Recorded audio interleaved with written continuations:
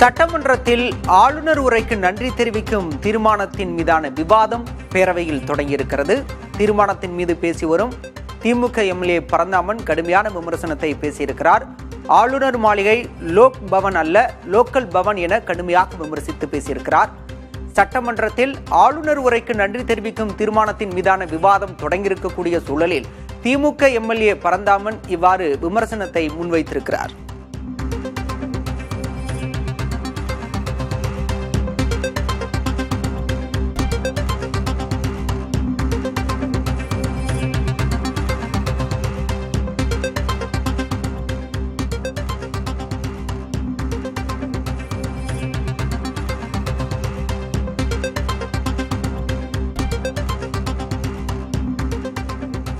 விவரங்களோடு செய்தியாளர் ரமேஷ் இணைந்திருக்கிறார். ரமேஷ், சட்டமன்றத்தில் திமுக எம்எல்ஏ பேசியதை பார்க்கிறோம். வேறு என்ன கருத்துக்களை எல்லாம் விமர்சனத்தை முன்வைத்திருக்கிறார்?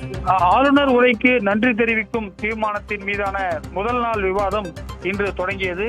திமுக சார்பில் எழும்பூர் சட்டமன்ற உறுப்பினர் பரந்தாமன் பேசும்போது அது லோக் பவன் அல்ல, அது லோக்கல் பவன் என்று அவர் சொன்னார். அது மட்டும் இல்லாமல் நடைபயிற்சி சட்டமன்றத்தில் கவர்னர் நடைபயிற்சி செய்ததாகவும் விமர்சனம் செய்து பேசினார். சற்று முன்பாக அவர் தன்னுடைய பேச்சை நிறைவு செய்தார். அவர் பல்வேறு விமர்சனங்களை சொன்னார். வரக்கூடிய மே மாதம் மேபி ஏடிஎம்கே வராது, மேபி டிஎம்கே தான் திருப்பியும் வரும் அப்படின்ற மாதிரி மேபி என்று மே மாதத்தை குறிப்பிட்டு அடுக்குமொழியில் பேசியதும் நம்மால பார்க்க முடிந்தது.